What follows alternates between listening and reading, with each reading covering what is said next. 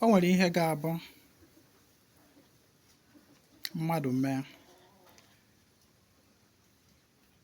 ọ ga-emesịa butere onye ahụ negative repercussion either later in this life or from the next life. Normally, ọ na-abụkarị from the next life of the person. Onye ahụ gaa shiga, onye ahụ gaa n'afa, a na-agba ife onye uwe mere. My lesson today is to caution us in some things that we do. Igbo sị na ọ na-abụ agbasi egwu ọ na-anụ ukwu. Most times, ife na-eme ndị mmadụ a na-agbanye dibịa gbaa afa na n'ife cheke ife. Fa na-asị na iyi ụwa na-emefa. Mgbe ụfọdụ ọ naghị abụ ife iyi ụwa. Mgbe ụfọdụ ọ na-abụ resultant effect of ihe mmadụ mere n'ụwa gara aga. And ịma a na-ekwu okwu n'ụwa gara aga is about your past onye ụwa. Ngị nwa in the previous. Ihe ime.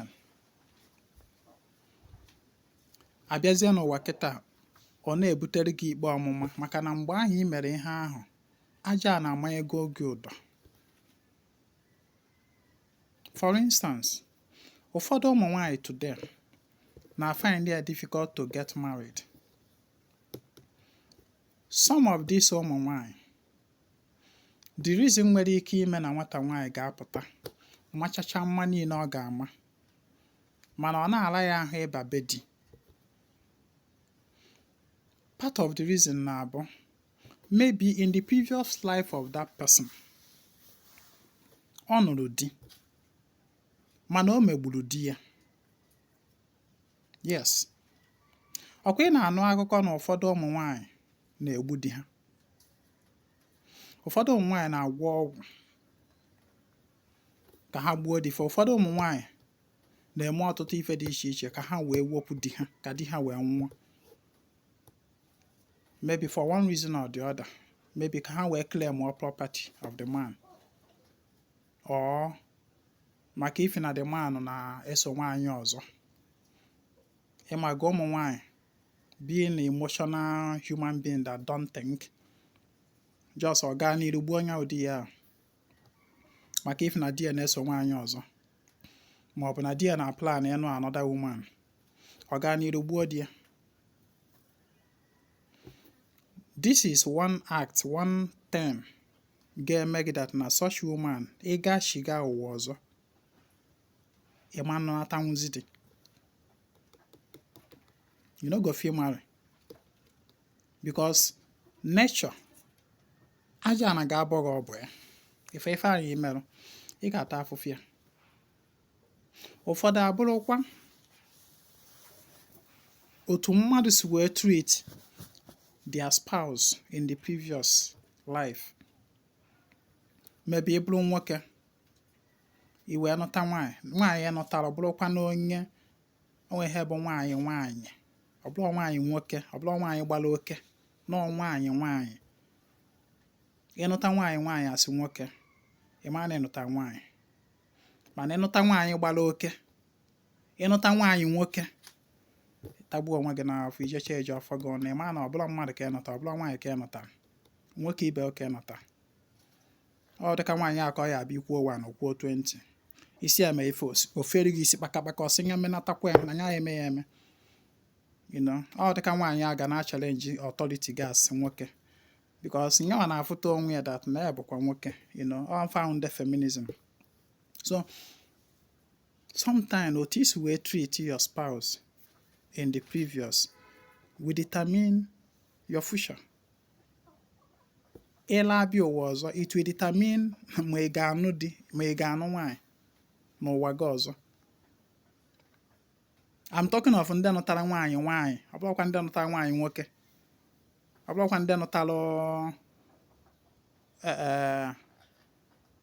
ndị nụtara nwaanyị nwaanyị nwaanyị nwaanyị nwaanyị bụ nwaanyị nwaanyị ma na ya bụ nwaanyị. Wee bụ na gị nwa nwoke na ịnụta such woman and then you take advantage of her. Wee mee ya ife ma mmụọ ma mmadụ nechara anya sị na ife a bụ mmegbu. Gụnwa bụ nwoke ịnwa bịa ụwa ọzọ ọ ga-afịa gị ala ịfụ nwaanyị nọ ịfụgodu nụọ nwaanyị ahụ ga-agbanye gị ntị. So ka anyị na-aghọta ihe ụfọdụ na-adị emecha bụrụ after effect, repercussion, karmic debt. Ọzọkwa bụrụ mmebi na ịbụ nwaanyị wee nụọ di wee jiri aka gị gbuo nwa ibu n'afọ for whatever reason, especially for revenge. Ị chọrọ imegide di gị, maybe di gị nwere ka o si were kpasuo gị iwe, wee bụ na ịbụ nwaanyị gbara oke, wee bụ na ịbụ nwaanyị na-efe isi kpakakpaka, wee sị ya bụ di gị a na nwa ibu n'afọ na ọma mfe ya anya na ị ga-egbu ya, i wee gbuo dị nwa ka i wee megide di gị. O nwere ike na-ekwu ihe a na some people will be like, do this really happen? Yes, it happened. It have happened. Ịghọtago?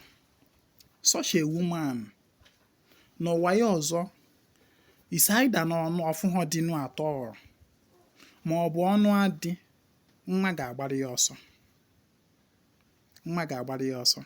Ịmụta nwa ga-abụ ya a ga-adị ka esiri na ọma mmụta da amụta sef. No matter ụdịka aja ọ chụrụ ma no matter ụdịka ọgwụ ọ gwọrọ. You see, there are some things that are happening in your life. You cannot stop them. You cannot boycott them. You just have to manage it. Yes, there are some things there are some things in your life that you can't avoid. You just have to manage it. Ime o nwere some ọrịa ama ngwọ nwa agwọ, but you just have to live with them and then manage them. Otu anụ ka ọ dị. There are some things that will just be happening in your life. Odoga na ihe anụ nwere achụta ha na aja, agbata ha n'afa, agwatakwu ha n'ọgwụ. You just have to live with it, with that reality. Then manage wezie ya until your life end. Ọ bụrụ kama.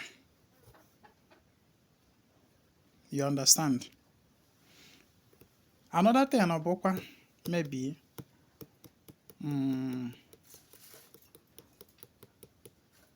ụfọdụ ife na-emekwa na ụfọdụ ụmụ nwaanyị ada ma ụfọdụ nwoke na ịmụta nwa na-ara ahụ ma ọ bụ ịmụta nwa nwoke na-ara ahụ ma ọ bụ ịmụta nwa nwaanyị na-ara ahụ. Ọ bụ otu isi wee treat ụmụaka in the past,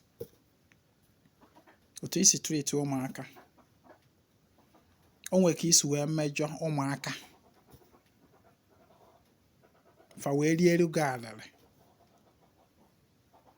M na-ekwu ife, I'm not talking of only by abortion. Abortion abroad the only way. What I mean, many ways you can offend children. Just mee ha mejọ ha, mewa ha obi, maybe ha eberu gị anya mmiri, ma ọ ha emegheru gị nwute. Nature agba aka ebe that na ihe imelu no is an injustice against children. Ụdịka ife ahụ ga-eme nwa agbarụ gị ọsọ, eburugoro nwoke bụrụ nwaanyị. Ị na-agba afa na-achụ aja, dibịa gba afa na n'ife cheke ife. A na-alụ ọrụ na-eme ihe niile, o nwere ihe ị na-afụ. Ụmụ ihe anụ a na-esocha aka ọsịa because you cannot boycott nature. If ihe akpọ karmic debt, it is not something you can boycott by ịchụ aja or by ịgwọ ọgwụ. You just have to endure it over the time ọ ga-last. The only thing ị ga na-ayọ chi gị bụ let your chi use most of your merit to offset those debts. Chi ga na-eji your merit, the merit of aja na-achụgasị. Chi ga na-eji wee na-akwụbinata the debts small. Ganye mbọsị ọ kwụchara ya. So it is not something that you should expect that na natural and ofu aja ife niile end ya. It's a lie.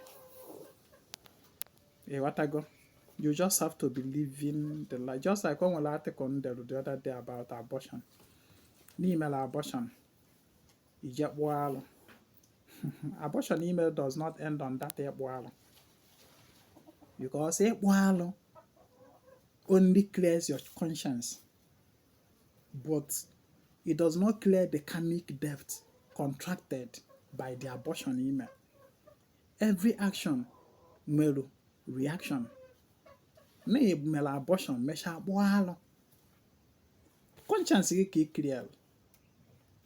But the reaction of that abortion email is still there. Now you go still pay am because all debt. Email abortion, you have contracted debt. That debt is not paid by Ebualo. Ụfọdụ ndị dibịa ya mee ha nkwuru kịta asị na ezi nwa na-eme nkọghịrị. But that is the fact. Ebualo does not set you free from abortion email. It's just like, for instance, na igburu mmadụ. Okay, mana ana Igbo onye gburu mmadụ a na-akpụgharị ya akpụ. Maybe by mistake or by voluntary. Iwe gbuo mmadụ. A ga-akpụ gị alụ. Mana ebe ị ga-anọ ya ma na ife a na-ekwu abụla egwu ụmụazị bụ na akpụcha gị data alụ ahụ na igburu mmadụ. It does not end there. Aka gị eburu gị ọbara. And that is the fact you have to live with for the rest of your life. Despite na ekpugo alụ. Also onye ahụ na ndị nri niile ezinya akabu ọfọ niile nọ na nri. Gbakọtara nnọọ in their thousands wee kpụọrọ gị data alụ a nwanne your hand bụ ọbara bụ na o buru gị ọbara.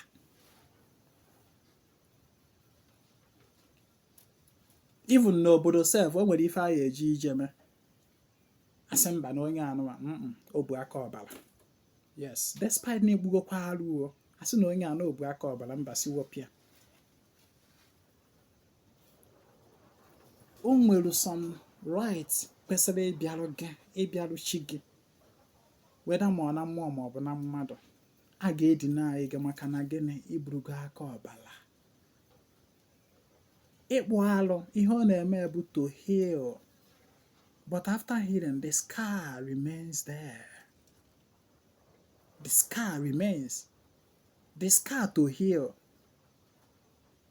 Ịma na ọnya nwere ike mee gị n'ahụ na dị ọnya na mana the scar akadịrị dị mgbe ọ na-afụrụ ya echetakwa data ọnya merụnụ. Yes, na this scar na ọ nwere mgbe ọnya mere m here. That scar, it remains. For that scar to heal, nwanne mgbe ụfọdụ ọ ga-efe lifetime to lifetime to lifetime. Ụfọdụ scar of ihe mmete mmadụ metere na-etekicha 2 lifetime, 3 lifetime, 4 lifetimes to heal from the soul completely ka o wee heal. And until no ọdịgido ruo to that number of lifetime to perfect the healing, nwanne aja ọbụla ị na-achọ ọgwụ ọbụla ị na-agwa afọ ọbụla ị na-agba cannot eradicate it. The scar will be there. Na what you know, the scar will be there. Onye mere that na o nwere ife ụfọdụ ya ọbịa na-eme na ndụ gị otu gbaa mbọ ka ị solve this problem ka ịgba mbọ ya find a way out. You have done everything you need to do, but that problem persists. Nwanne calm down. Malụ na ihe anụwa bụ probably something that you just have to live with and manage. It's a fact. O nwere ndị amụrụ fawụla akụghịrị. For example, o nwere ndị a na-amụ ha akụghịrị na-adị na nwoke na-adịkwa na nwaanyị. O nwere some ụmụ nwaanyị bụ akụghịrị. Very unfortunate. Mana akụghịrị na-akakarị n'ụmụ nwoke. O nwere ụfọdụ anyị amụọ ha abụla akụghịrị aka egbu ife ọnụ ya. Nothing na ndụ fa ha anaghị echiche fa anaghị agafe the circle of ṅụọ mmanya laa nwaanyị rie nri nyụọ nsị lala ụla. No, that circle. Echiche fa no the person they live in that loop. Ṅụọ nkwụ see ife osise buo nwaanyị rie nri lala ụla. onwe ebe ọbụla a na-anụ ọgụ ị ga-afụ fafa abụrụ ndị isi ọgụ ewere bọtụl pịarie mmadụ isi fa na-abụkarị ndị a gọọmenti na-ade use this ha na-asa avụ as thugs a na-eyuz karịfa ebe ọbụla a sị nọ ka eje kidnapụọ mmadụ ka eje gbuo ka eje gbagbuo mmadụ ka eje wepụ mmadụ n'ike ka eje go all those kind of stupid akogeri attitude. They are always the one and higher because they are always available for such work. The reason is that their mind, the is always within that circle. They don't think outside the box. Their soul is bearing a scar that have not been healed. Their soul. Uche, they are uche. Mmadụ ji eche echiche abụ mmadụ.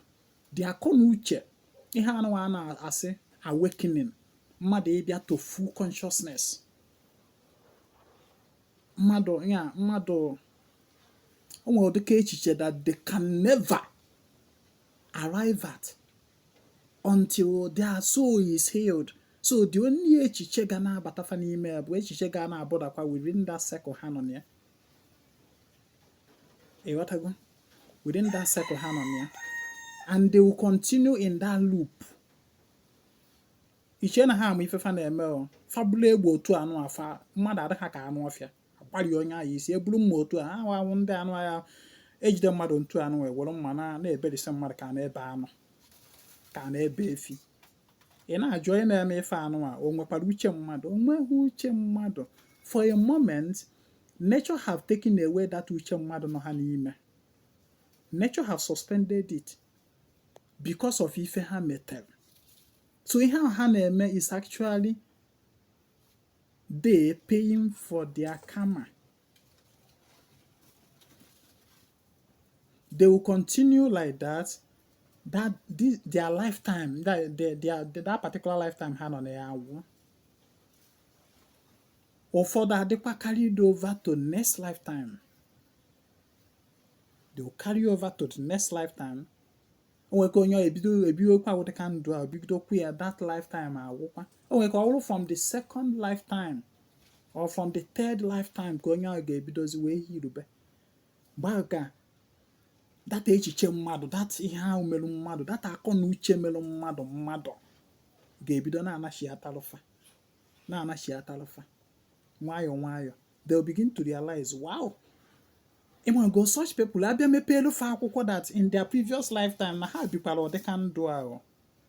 In their previous lifetime na ha bụkwa somebody ya ha kpara egbe aka otu anụ a ha agbagbusia ma onye nwere ihe ome ma onye nwere ihe na in their previous lifetime they were such a person that could were mma otu anụ a na-asọ mmadụ ibefa, watching their fellow human being subjected to agony and death, and that agba ha that they live this kind of lifetime, that agba ha that na in their previous lifetime na gị nwa bụ nwaanyị n'ijikwa aka gị gbuo nwa ibu n'afọ ọ na-asị gị what me nwaanyị igbu nwa obu n'afọ how ị na-agbazie ya maka na gịnị that period ọ nọ na that punishment paying for that karma. O nwere that scar na soul ya.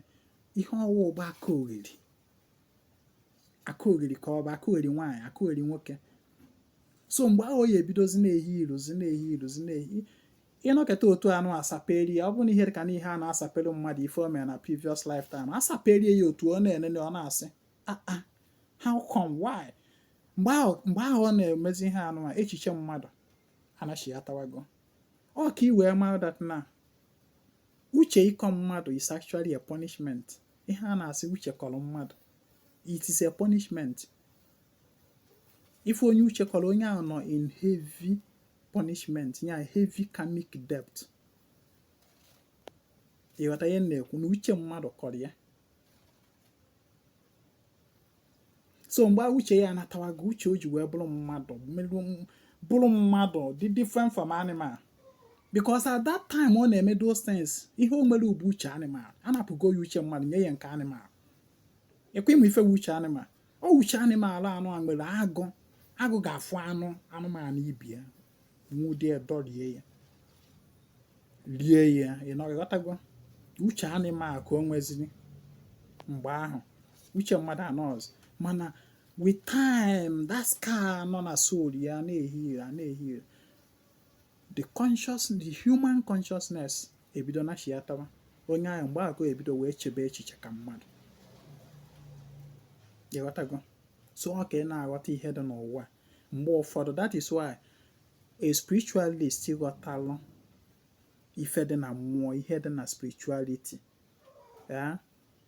ọ naghị efodo ntụtụ taa sị na ọrụ niile na ị ga-alụnwu ya ọ naghị efodo ntụtụ taa sị na onye anụ abịakwutere na ị ga-azọnwu ya ọ naghị efodo ntụtụ taa sị na onye abịakwutere na ị ga-enye na ị ga-azọta ya ndụ na ọ ga-adịrịrị ya na mma anaghị efodo ntụtụ taa because ngụwa abụọ dibịa na-eforo ntụtụ taa sị na onye abịakwutere gị na ị ga-emegido ya ife na ị ga-alụgidoro ya ọrụ ntị na onye n'ọdụrụ ya na mma ịma ihe so ịma the scars dị na soul ya do you know onye mere na ezi nwa na-edo ịbịakwute m o nwere ihe ga-emekọta n'ụwa ka ezi nwa nye gị assurance and guarantee na emere anarụ gị ife anụnwa na ife niile adịgo mma because that is the question people na-ada ajụkarị maybe ịgbara mmadụ afa isi ya mee nka ọ jụba gị ezi nwa na-edo so ihe ndị akọ ya emecha kịta anụ a biznes ma ebido gawa ọfụma ezi nwa so emechara anụ ihe akịta anụ a di ya bịara m anụ am di ezi nwa so emechara anụ ife akịta anụ a ya ndị ji ma ha amụ ezi nwa so ezi nwa no dey answer such question you no go ever see me answer am oke na ọrụ dịrị m dịka dibịa bụ gị na ịgbarụ gị afa chụọrụ gị aja and then I leave the rest to your chi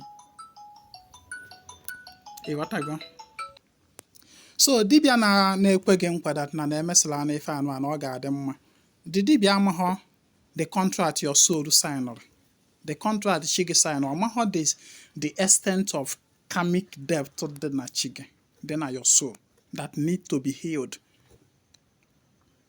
because the karmic debt healing bụkwa na akpa gị ka o si apụta ọ bụkwa site na aja ndị a na-achụgasịrị gị aja ahụ dibịa ahụ ga-achụrụ gị ị na-asị ọkwa emechara na ife adị na ka a esikwa wee na-ehil those your scars so o nwere ike aja ahụ a ga-achụ ọ ga to the healing of your past ọma nwee any positive result ị ga-afụ presently from that aja ịghọtago ihe a na-ekwu ịha nkụzi miri emi ka nyere onye na-eme ife ya na-emerụ n'oke think about the repercussion malụ na mmadụ were bọọlụ tụọ n'aja na bọọlụ ahụ ya na chiatara ya ị na-aghọta there is no escape for anything gụọ onye na-eme abortion na-asị kwara ya emechaa m jekpụ arụ ịkpụ arụ does not solve the problem. You will still live the rest of your life restituting for that abortion email. Ị ga na-eme restitution for it. Ị ga-emegidekwa ntị n'ibicha ndụ gị. And the chigi merụ gị ebere ka ọ na-agafe na to the next lifetime. Ma a n'ụwa anyị nọ na everything goes around and comes around. Ekenekwa ya m ọnụ. Ezi nwa na-edo ka ị na-anụ ọnụ ya. So ele anyị na nkwasara ka anyị na-eme eve nkwọ. Na obi ezumezu ezi nwa na-edo. Chat me on WhatsApp on 08032477868. My name is Ezinwa Anedo. I come for the total restoration of ordinary na omenala Igbo. Kemesianu. My WhatsApp number is 08032477868.